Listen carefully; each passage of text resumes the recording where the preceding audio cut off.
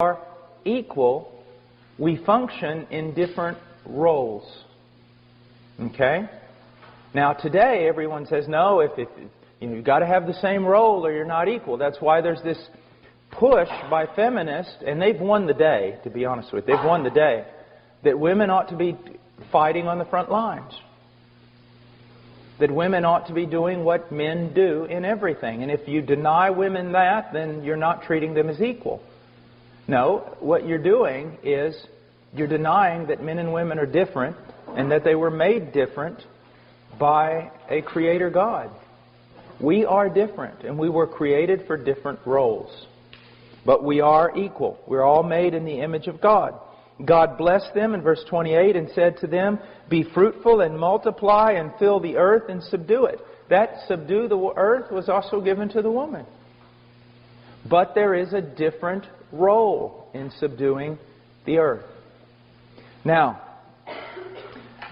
I want to just for a moment, I want you to think, before we get to the idea of a woman submitting to her husband, I want you to just think about something. And this, men, this is also for you. Let's say that there is a woman who looks at the biblical command of a woman submitting to her husband. And then she looks over at her husband. He's a guy who works all the time. But he works all the time not necessarily to provide for his family. He works all the time, and then he's with his buddies, and then he's getting all kinds of things for his hobbies, and he's all about what he likes to do. And in doing all the things he likes to do with all his buddies, he's basically neglecting his wife and his children. And a woman looks over at that and says to herself, I got to submit to that? To a selfish boy who basically lives for himself? That can really make a woman bitter. Now, but if a woman looks over and sees a man, and imprinted upon his face is, "Hallowed be thy name, thy kingdom come, thy will be done." She can look at him and she can still become embittered. Why?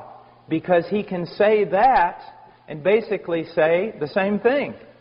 I got to neglect you and our children because I'm all about the kingdom of heaven. How many pastors' wives have become embittered because the husband has sacrificed his family for Jesus' sake? Okay? And that's amazing because Romans 12:2 says that the will of God is perfect. And what it means is this: you don't have to disobey some of God's commands in order to obey the other ones. So you don't have to disobey what God commanded you to do with your wife and children in order to obey Him and what He commanded you to do in the ministry. But if a woman looks over and sees a man, and the man is, "Thy kingdom come, thy will be done, hallowed be thy name," and he begins to live that out within his closest relationships, that he strives that the kingdom come in his wife in fullness of joy, and he strives that the kingdom come into his children, and the woman sees that he sacrifices friends, hobbies, everything else for the sake of blessing his family, then a woman looks at a man like that and goes, with a twinkle in her eye, and says, yeah, I can follow a guy like that, who is selflessly giving himself away to his family. Sure. Do you see, men, again, the responsibility of leadership? You're saying, well, you're talking about us again. We wanted you to yell at our wives for a while. But see, again, if you're going to be, you know this, some of you men are over other men. You have jobs that place you over other men. If those men that are under you mess up, the boss doesn't go talk to them, does he? He talks to you. Your men messed up. They're under your authority. You see? It's the same way. And so, this is something that is extremely important. Now we get to verse 23 of chapter 2, and he says, "And man said, This is now bone of my bones and flesh of my flesh. She shall be called woman because she was taken out of man." Now, even though I believe that there is a way in which we can say our children are of our flesh, if we want to be purist in the biblical language, we have to recognize man and woman, husband and wife, are one flesh in a deeper way than you could ever think about children. I am not of one flesh, as it says here, with my children. I am one flesh with my wife. Now, someone can think that they've been a wonderful mother even though they've been a failure as a wife, and that's not true. If you've been a failure as a wife, you've been a failure as a mother. Now, I have a friend in Peru who's very bold, and on Mother's Day, that's what he preached. He said he was bold, I said he was crazy.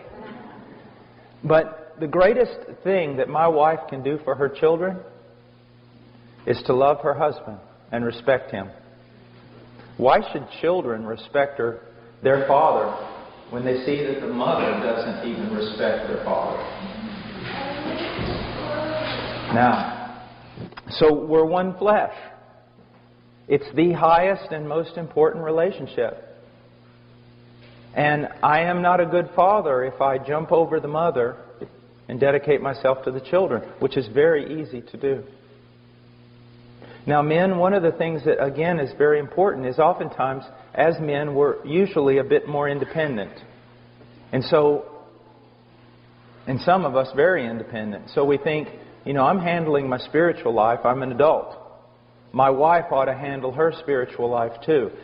Well, even though your wife may be very godly, she was not created for that.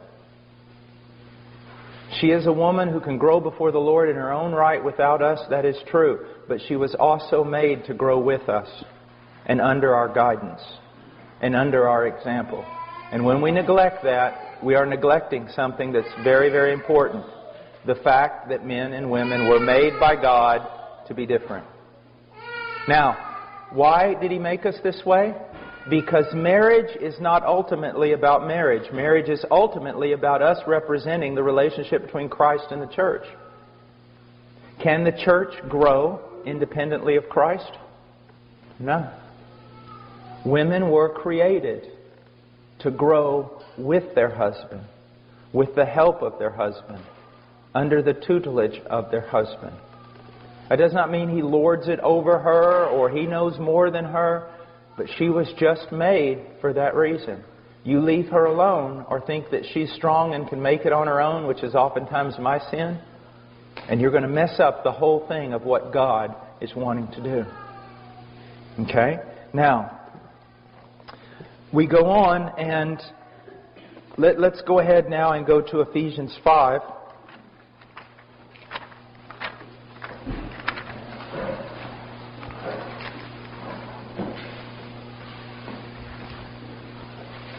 In verse 22, well, let's go to verse 21. And be subject to one another in the fear of Christ. So that's, believers are to be subject to one another in the fear of Christ. Wives, be subject to your own husbands as to the Lord. Now, a lot of people will look at this and say, oh, what he's really talking about, because of verse 21, is that there ought to be a mutual submission. And by saying that, they cancel out submission altogether. If there's mutual submission, then what do you do when there's a disagreement? And how can there be headship and leadership in mutual submission? What you need to understand is that Paul is laying out something for us that's very important. In verse 21, he's talking about believers, that there should be a sense of mutual submission.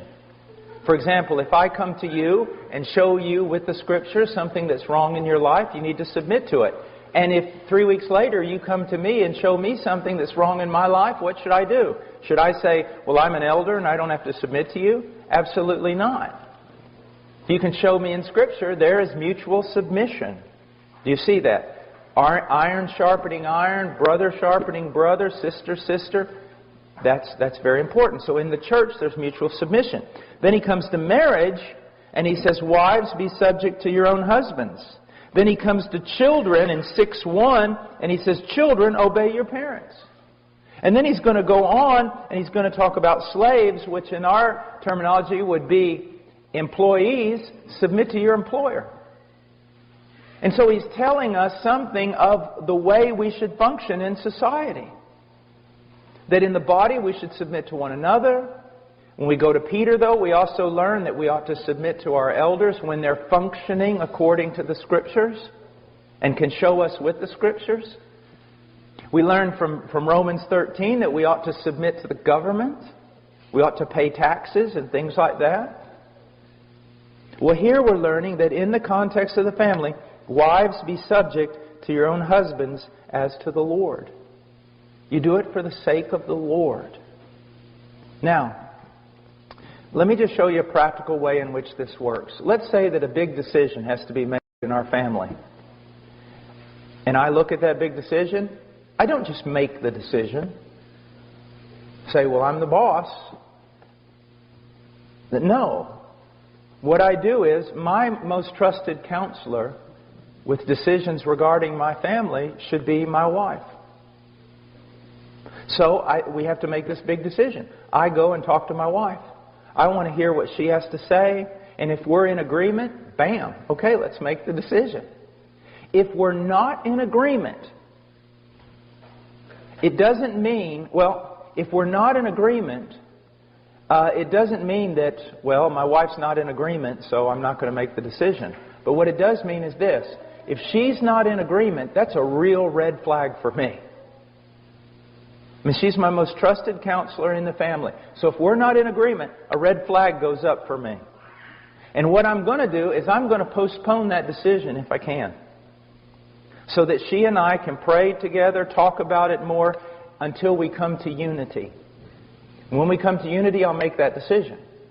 But now, if the decision has to be made, and we can wait no longer, as the head of my family, it's my job to make that decision. And if I am right and my wife is wrong, I do not gloat over her. And if she is right and I'm wrong, she does not gloat over me, ladies. Dear sisters, there's something that you need to recognize. Your husband is going to be judged more severely than you. When he's wrong, you should not gloat over him. You should be brokenhearted. Because he's going to be called to account for the wrong decision he has made. You need to be praying for him. His is a fearful, fearful job. Even though he may not know it. Even though your husband may just make decisions nonchalantly because he really hasn't learned the fear of the Lord, you need to pray that he does. And when he makes a wrong decision, you really need to be a blessing to him. It's a hard thing. It's a very hard thing. It's a dangerous thing. To whom much is given, much is required. Now, I want you to notice something here. It says, wives, be subject to your own husbands. And then, in the end, in verse 33, it says, nevertheless, each individual among you also is to love his own wife, even as himself, and the wife must see to it that she respects her husband. Now, it's interesting here that it doesn't say that wives are supposed to love their husbands. It says they're supposed to submit to them and respect them. And it's interesting that here it doesn't say that husbands are to submit to and respect their wives, but they are to love their wives. Now, that does not mean that husbands are not to respect their wives or that women aren't to love their husbands. That's not what it means. But it does tell us something that's very interesting. I do not need my wife to call me 3 times a day and say, honey, I love you. I don't need her to send me flowers that says, I love you. I mean, I'm sorry, I just don't need that. I don't. What do I need? I need my wife to respect me. That's what I need. As a man, I'm made different than a woman. I need my wife to respect me. The whole world. I can wake up one morning, and sometimes with the internet I feel like I do, and every person in the world standing outside my yard with down with Paul signs. Paul should die. Paul's a false prophet. Paul's this. I mean, I get everything you can imagine. That really doesn't affect me. What does affect me is when my wife, when I feel as though she does not respect me. that kills me. It takes all the strength out of me. You want your husband to be strong? Respect him. Honor him. Now, here's an interesting thing. But it does say that the husband should love his wife. What does the wife need? Constant reminders of that she's loved. She needs constant reminders that she's loved. You say, well, I'm just not the kind of guy that says that stuff. I know you're not. Repent. But here's our problem. Here's my problem. We get to thinking that our wives are like us. Well, I don't need someone telling me they love me all the time. I don't need affirmation in that area. And so we don't give it. Not because necessarily we're just terrible husbands. I'm telling you, we've been raised in a culture where we've been led to believe that we're just alike, men and women. And we're not. We're not just alike. Now, my wife needs respect. Your wife needs respect. But primarily what they need is an affirmation that they are loved, especially today. I mean, a woman's not even worthy of love in today's culture unless she's 5'10" and weighs 7 kilos or something. You know what I mean? You know that, right? We say she's not even worthy of this kind of stuff. That's only for very special women. And that's the kind of, your women, your wives constantly are looking at women in magazines who aren't even real. And they're going, I don't look like this. You know Cindy Crawford, the famous supermodel? She said something one time that was really wise and true. They were interviewing her and she said, what you need to understand is Cindy Crawford doesn't look like Cindy Crawford. And they said, what do you mean? She goes, do you really think my legs are that long? They can do great things with a computer. And when I'm bent over like this with a beach ball, yeah, I've got a little roll of fat here too, but they can move that away. They can take that off. And so what happens is just normal women are being compared, and they compare themselves to these pictures that aren't even real. Not even the supermodel looks like that. And they walk around going, how could my husband love me? And then, if they walk in the living room, and the husband is watching a television show where the women do look like that, don't think, man, that doesn't impact your wife negatively. That it doesn't make her think again, am I even loved? So we need different things. We need different things. Now, there's what's amazing about this passage is it only really tells the woman, just be submissive to your husband and respect him. And the whole chapter is about men and how they're supposed to die to themselves and love their wives as Christ loved the church. So, again, we see that the greater responsibility is where? It's upon the woman. Upon the man. It's upon the man. Now, I want us to look over, like I said, this is so full of truth. It's unbelievable. But we just don't have time to catch everything. I want us to go over for a second to 1 Timothy chapter 2, verse 9.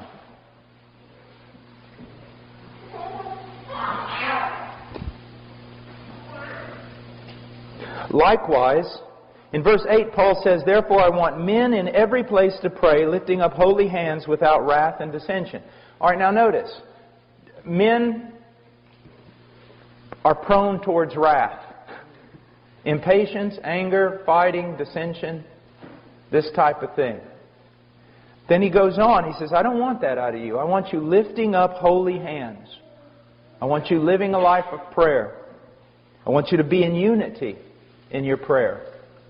But now he goes to 9, he says, likewise, I want women to adorn themselves with proper clothing, modestly and discreetly, not with braided hair and gold or pearls or costly garments. Whoa. Well, hold on there. And this is something I'm going to be very honest with you, that my wife and I we've really been struggling with this. Not that we don't want to obey it. We want to make sure we know what it means.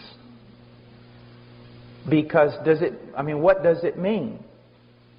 Because we've been given some terms here, and they're not, we almost look at this and say, why didn't you give us more? Give us a rule. Give us, something that we can just follow. But I want you to look at some things. I want you to see, first of all, likewise I want women to adorn themselves. Now, He wants women to adorn themselves. Okay? So adornment's not bad. But that adornment, we're going to see, is in verse 11. In verse 10, it's good works, godliness, a quiet and submissive spirit. Now, but let's go on. He says, I want women to adorn themselves with proper clothing. That tells me that there is clothing that's improper for a Christian woman. All right? That's just logic. There is clothing that is improper for a Christian woman.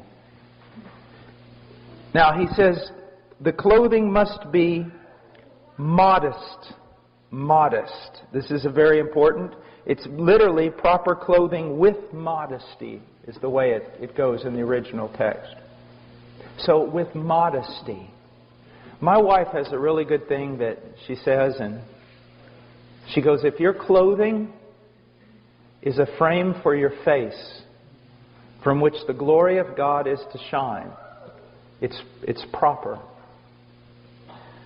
If it draws attention to your face.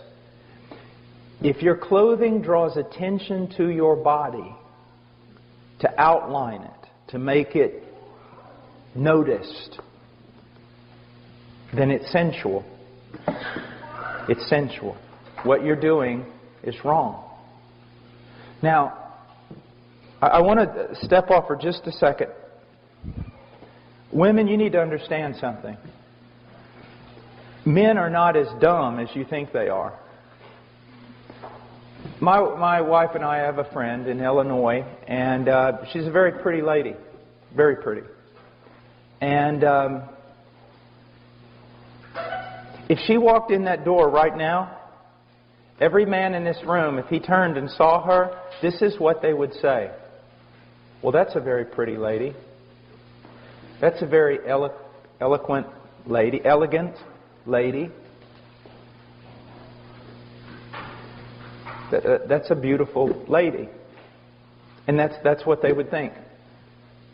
But ladies, there are also women that aren't half as attractive as that lady I just described to you, either in their face or in their body. And they could walk in that door, and the moment every man heard the door open and he looked over there, if he was a godly man, he would have to go like this. Because it's not beauty. It's sensuality.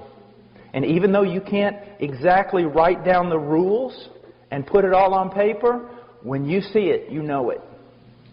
There is a difference between beauty and sensuality. And God is not against beauty. He is against sensuality. In Philippians, we are told to think on things that are excellent, that are noble, that are just, that are right, that are true.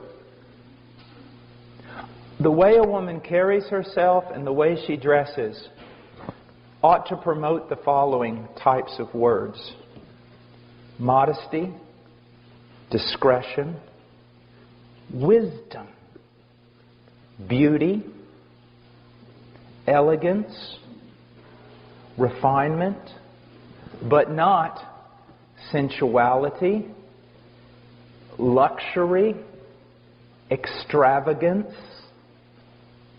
You know, extravagance, ladies, is when your husband wants you to take off your earrings so he can make them into lures to catch northern pike.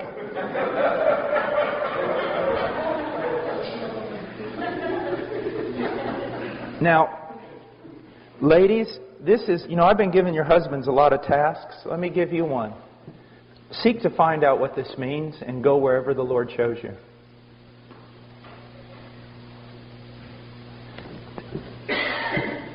There is nothing more attractive than a woman who has this look of wisdom and discretion and nobility and simplicity. Simplicity. It's just a simple beauty about her. Now, I was teaching in Romania, I guess it was about 2 years ago, and I was at a university. I think it was Brașov, University of Brașov, I think, or something. And it was Europeans, just European techno-punk kind of stuff, All these all these college students come in there and everything. There's a whole room full of them. And there was a bunch of girls there at the bottom of the auditorium in the first rows, purple hair, nails through their nose, just stuff like that, And I looked at them, and I didn't get angry. It just really broke my heart. You just look at these little girls, and you think, oh, Lord, where is their father? What's happened? And this is what I did. I looked at them and I said, how many of you have seen the movie Pride and Prejudice? BBC, or the recent one with Keira Knightley, or how many of you have ever seen that, or seen Sense and Sensibility? Those two movies. And most of them went, I have. And I said, after you saw that movie, those movies, did you feel sad? Kinda?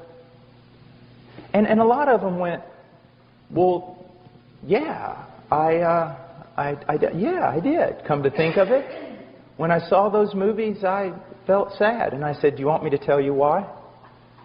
And they said, sure. I said, because much of what you saw in that movie has been killed in you. It's been killed. There was a time when people dressed for the sake of beauty. Now it's for the sake of lust. It used to be refinement. Now it's grunge. And I said, isn't it amazing that even though this really didn't happen in the movie, this was kind of the thing the movie gave you. Like if a girl was standing there and she reached for a book, let's say a 19-year-old girl, and she reaches for a book, and the moment she reaches for the book, a boy also reaches for the same book, and his hand crosses her hand like this just by accident, and guess what happens? The moment that happens, she almost loses her breath, she flushes, and has to leave the room. Look what they've done to you. Look how they've robbed you. And you've allowed yourself to be robbed. The young man, his heart's beating and he doesn't even know what to do. Just jumps out of a window. The young girl is all flush and she's just feeling all these emotions that are just about to explode in her heart, and tenderness and innocence and all these things that have been killed in you, young lady. They've been killed. Sin causes death all the time. It kills everything. It kills beauty. It kills poetry. It kills refinement. I would challenge you to get into the Scriptures, and it is a difficult task, because you start asking yourself a question, well, what is it? What is masculine? I mean, does it mean I can never wear pants? Does it mean this or that? Those are very hard questions, and you know what? You need to have a lot of grace, because when the Scriptures do not say something specifically, you better not be putting your specific rules upon people. Be very careful here. And as you know, I mean, my wife's here. She doesn't dress like a Puritan or something. But at the same time, I can tell you that she and I are in a transition. Because we've honestly, you get around to trying to look at different aspects of your life. And one of the things is, what is it supposed to look like to be a feminine, beautiful woman with discretion and wisdom and nobility? And you know, you could dress a woman in a skirt that went all the way down to her heels, and she could still be sensual and ungodly. I mean, nothing's going to cover up a wicked heart. But how should the daughters of God dress themselves? And, you know, some people have gone really, you know, I think the other side, and they just wear, you know, denim skirts and white tennis shoes and, you know, put their hair a certain way, and everybody's a homeschooling mom. I don't think that's what the Scriptures had intended either. But I will tell you this. Take simplicity. Take modesty. Take discretion. Put within that beauty and elegance. Throw away from it all sensuality and luxury and extravagance, and try to find, where does the Lord want you to be? And I'll tell you this, just as a man. A woman who most people would say is not that attractive in her face or in her body. If you see nobility in her, if you see discretion and wisdom in her clothing, in her way of being, it is attractive. It is pleasant. It is. It is. A noble, virtuous woman who just doesn't have it on the inside, but it affects the way she dresses, it affects the way she holds herself. And young ladies that are here, man, boys don't play with you. They don't wrestle with you. They don't come up and grab you around the neck. They don't do all these kinds of things. You are very special, very proper. Not in that wrong sort of way. There's a dignity to you. So don't allow the world to tell you how to dress because they just want to make you sensual. Don't tell people how don't let people tell you how boys are supposed to treat you. Let God tell you. And you demand that. Now, fathers, here's something else. If you treat their mother very poorly, then don't expect your daughter to rise above you in the mate she chooses. She needs to be able to look at you and then look at all these 20-year-old boys that haven't got, you know, the brain God gave a goose. She needs to be able to look at them and go, you do what? When that boy says, I love you. You what? Love me? You can't even spell the word love. Go look at my dad. Follow him around for 2 years. He'll show you what love is all about. Do you see? Guys, we do such a disservice to our daughters. We all do. When we neglect their mothers or treat their mothers common. So don't be angry one day when some guy comes along and treats your daughter as common. Now, look what it says here. It says, not with braided hair or gold or pearls or costly garments. Now, does this mean, as some has interpreted, a woman can never braid her hair? Well, if you go into the Greek world, you will see some braiding that went on that literally, it was frightening. The woman looked like Medusa. I am not kidding. They braided hair they would spend days braiding this hair up. And it was going all over the place. It looked like snakes coming out of her head. That's what Satan will always do to a culture. What he's talking about here is not that you can't braid your hair. He's talking about just the simplicity of it. Not extravagant. And then there's gold and pearls are costly garments. Now, what does this mean? Well, I see that the servant of Abraham gave Isaac's bride some costly bracelets, some rings for her nose, go figure. So that wasn't treated as an ungodly thing. I think it goes back again to extravagance.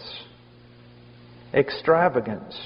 And costly garments? No. Women should not be preoccupied with spending a lot of money on clothing.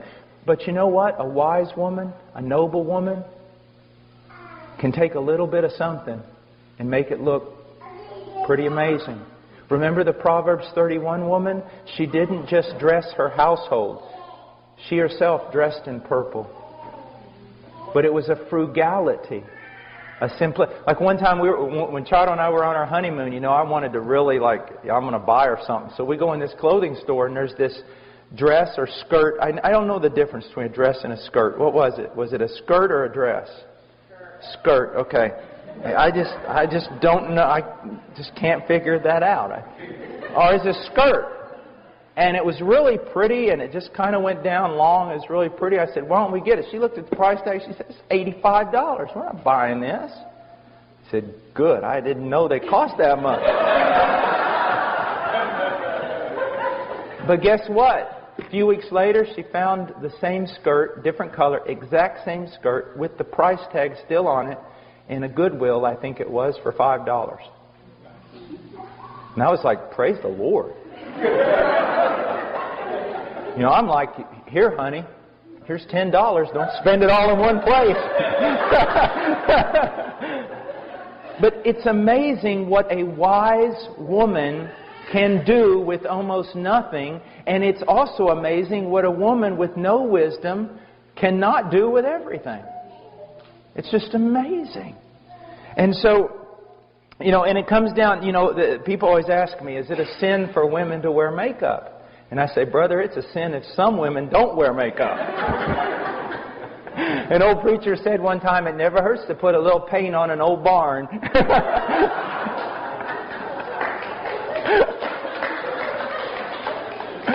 But now, here's the point again. You can see when a woman uses makeup and there's discretion. And you can see another woman that looks like she just lost a paint gun war. And that's just what it comes down to. And then there needs to be a lot of grace when you make your decision. I remember one time I'd preached in Romania and God had really moved and saved a bunch of people and the meetings were all extended. And then the next year I came back and I brought my wife. My wife had some little earrings in and things like that. And this Romanian woman walked up and she goes, Brother Paul, you preach power of God in your life. How could you be married to a woman like this? And I was like, I'm stepping back because there's going to be a fight. And my wife was so wise. She got her in a headlock and pounded. No, I'm just kidding. This lady who said this was about 25, 30 years old, 25. And she looked just haggard. But, in her face, you could see she was an attractive lady, but she was just haggardy. Just morose. And my wife goes, do you have a picture of yourself? The lady goes, yeah. Before I was converted. Charles said, can I see it? Lady said, yeah. Chado looked at the picture, and it was a vibrant young lady, smiling, happy. Chado looked at it, and she gave her back the picture, and she said, I liked you better when you were lost. And then she came back to her and said, is this what Jesus does to a person? Kills their joy? Makes them mean-spirited? Okay, you don't have any makeup, and you don't have any earrings on. But you look, she didn't say this, but I know she was thinking it. You look like a zombie from the Dawn of the Dead movie. The fact of the matter is, this woman was in bondage. She had decided that she should wear longer dresses, and I think that's wonderful. And she had decided that you need to be very careful. I think that's wonderful. But look what she didn't have. She didn't have the good works as is proper for women making a claim to godliness. She didn't receive instruction well, and she wasn't submissive, and she didn't have a quiet. There was just no joy. There was no fruit of the Holy Spirit. So see, you can go through your wardrobe and decide what's decent and what's not, but if inside your heart is not right, you can't cover up your sin. You can't. Now, I want us to look over at 1 Peter chapter 3.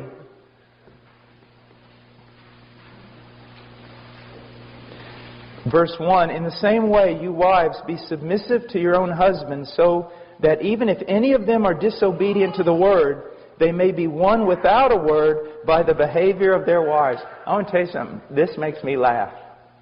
You think God isn't all wise? God, look what He says.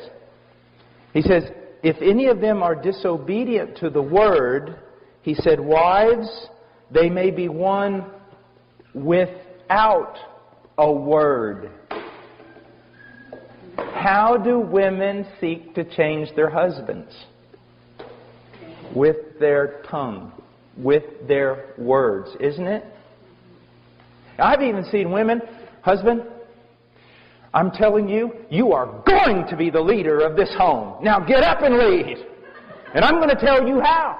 I mean, just fighting with their husbands constantly.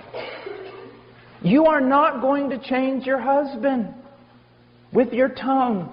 You're going to change him with your behavior. Let me give you an example. I come home from work, and it's been a bad day. And I'm thinking about only one thing. Me. All right? And I deserve it. I have suffered all day working in the mission. Things have gone bad. I've had to fight the devil, hell, and everything else. And I'm coming home, and things need to be right. And I come home, and they're not right. Now, usually my house is clean, and usually there is food ready and everything else. But I come home this particular day, and it looks like Godzilla came through my house. And I say, honey, what's the deal? I mean, I'm out there fighting the devil all day, and I'm supposed to come home to an orderly house. And she spins around and looks at me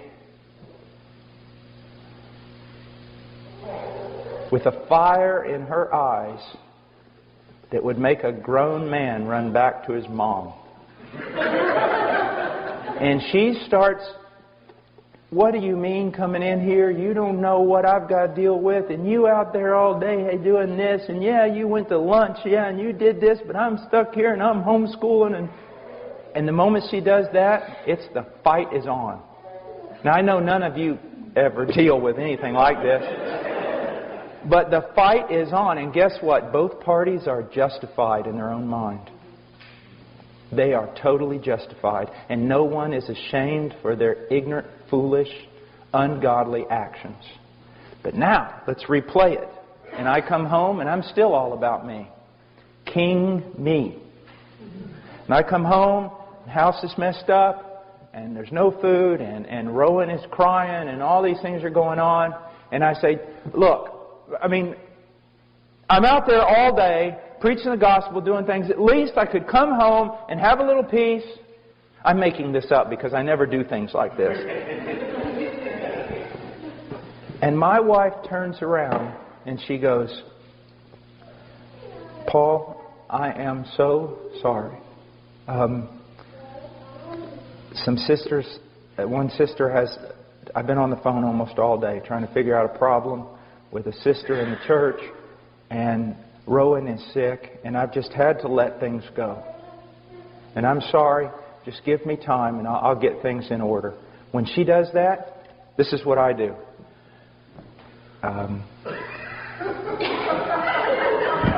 I go outside, go into my workshop, find oak is usually the preferable wood that you want. But hickory also is a good wood to use. And you take it with both hands like this, and then you go wham, wham, wham, wham. And then you crawl back into the house, and you ask for forgiveness. Look what she's done. She couldn't beat me with her words, but she beat me with her behavior. She heaped burning hot coals on my head with her godliness. Do you see that? Now, men, it's the same way. Man, if we could ever get a brother to come up here. He teaches on marriage in Norm Wakefield. And he was teaching me one day, and he said, Paul, when I'm preaching, and God's really moved or something's happened, and I drive home, he said, I'm preparing myself because I know when I open that door, I am hoping my wife will realize I've just come from a tremendous week of battle and that she'll meet me at the door and just be a blessing. He said, Paul, I know it's usually not going to happen. I know some things are going to be going on. Now you can say it's the devil, that the devil's got my whole house upset and my wife's going to open the door and she's going to be immediately telling me problems. She's going to ignore my needs and everything else. And he said, but it's not the devil so much as it is God. And what God is doing is He's allowing the devil to work to stir up my house so that when my wife opens that door and she does not receive me with pleasantness and she doesn't appreciate the battles I've been through, God is giving me at that point an opportunity to be like Jesus. To love like Jesus. You see that? So see, it goes both ways. Now let me give you an illustration. If you go to Europe, one of the things that you always got to see are castles. I mean, they're just unbelievable. Well, there's something unusual about castles. The front door of a castle is like really big on the first floor. I mean, it's huge. I mean, 25 guys walking abreast can go through that door. It's a big door. What's amazing, you go up to the second floor and the stairway is about this big. And the door at the top is like this tall, like this big. You're like, man, if that wasn't an architectural oversight, why did they do that? Well, here's the way. Here's the reason. Let's say that there's a bunch of people in the castle, and they're in there locked up because there's an army, a gigantic army outside the castle. Well, that gigantic army, it storms that door, the first door, and 25 men leaning against that door, and they push it in, and here comes the whole army, floods into that first floor. Now, let's say there's only 10 people in that castle. But the army's 300 men. And they've just busted through the door. All the people in the castle, the 10 people, they run up that narrow stairway. Now here's what you need to understand.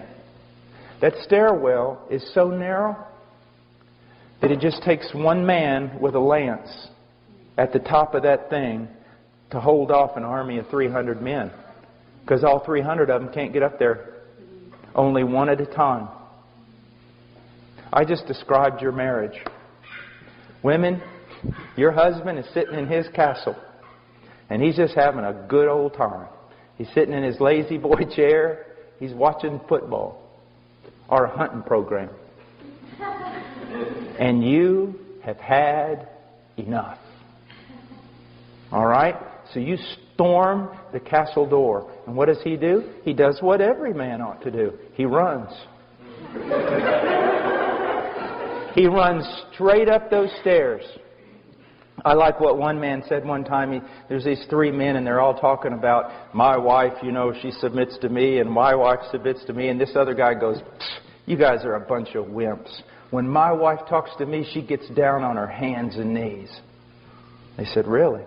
Yeah, she gets down on her hands and knees and she looks under the bed where I'm hiding and she says, are you going to come out and fight like a man or stay there all day?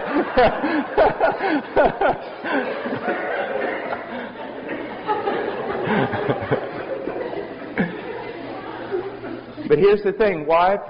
Your husband sees that double-edged sword coming out of your mouth, and he runs up and he's got his lance, and you coming up that stairwell. And you're coming up that stairwell fighting with him. That tongue of yours is moving like a weed eater. And the whole time you're giving him the rights. You're just telling him the way it ought to be. The whole time you're doing that, you're also praying. God, why don't you help me with this man? God, why don't you help me with this man? God, why don't you do what you need to do? Why don't you change this man? God, I can't understand. And every time you say, God, why don't you help me with this man? God's going, get out of the way. And you're like, oh, I'm not getting out of the way. And you just keep fighting. God, why don't you get up here and help? God goes, there's room for only one. Get out of the way. And you won't get out of the way. Because you'd rather just wag that big dangerous tongue of yours than you would get out of the way. I thought about writing a book. I'm still thinking about writing a book to wives on how to act in such a way so that God will kill your husband. I'm just afraid it'll be a bestseller and we'll have a lot of men dying. But you remember what God says in Romans 12, give place to the wrath of God. Get out of the way.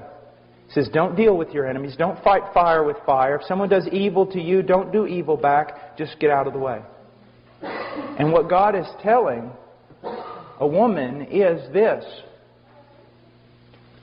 Continue in your godliness. Continue in your quiet spirit. Seek to honor Him as much as you can. And call out to me. And I will be your help in the day of trouble. God changes people. And this works the same way with husbands, except more so. Husbands, you are called. The wife is never really called to be an example to her husband. But the man is called to be an example to his wife. You want your wife to change? Be an example. Be an example. And brothers, you know, I hate teaching this because it just points out my own errors. But I'm not teaching it because I live it perfectly. I'm teaching it because it's true and I need to hear it every day. And so do you. And ladies, it's the same thing. So do you. You need to hear this. He says, without a word, by the behavior of their wives, as they observe your chaste and respectful behavior. Again, look at this. Your adornment must not be merely external. And the word merely in Greek is not there. But he's saying your adornment must not be external, braiding the hair and wearing gold jewelry or putting on dresses. You know, this comes out of, in a sense, of Proverbs. A woman without discretion, even a most beautiful woman without discretion, is like a gold ring in a pig's snout. And young guys, listen to me. Do not... If you are led into marriage because of the sensuality of the girl, you will hate yourself in the end. You will hate yourself. But if you're led into it by her virtue, her intelligence, her godliness, you will find a mate for life. Now, he says, but let it be the hidden person of the heart with the imperishable quality of a gentle and quiet spirit, which is precious in the sight of God. Women, I've seen women, act like street brawlers. Come on, you want to fight? Is that all you got? No, that's not the way they're supposed to be.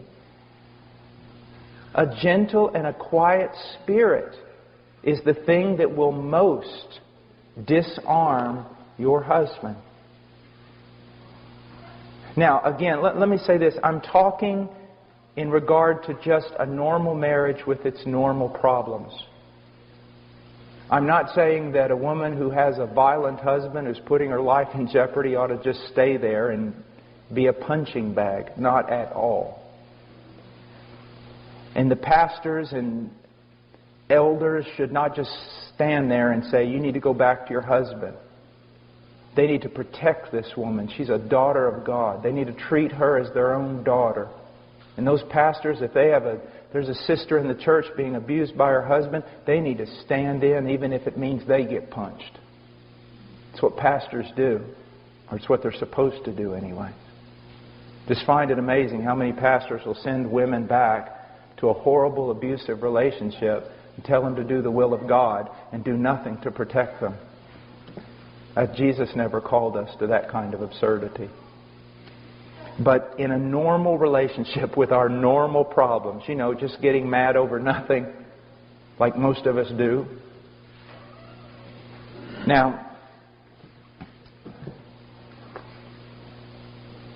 there's so much to say here. Let me say, it hurts me because this is like 7 days we could be talking just about this women thing. And let's go to the Song of Solomon. I want to talk to the young ladies, but this...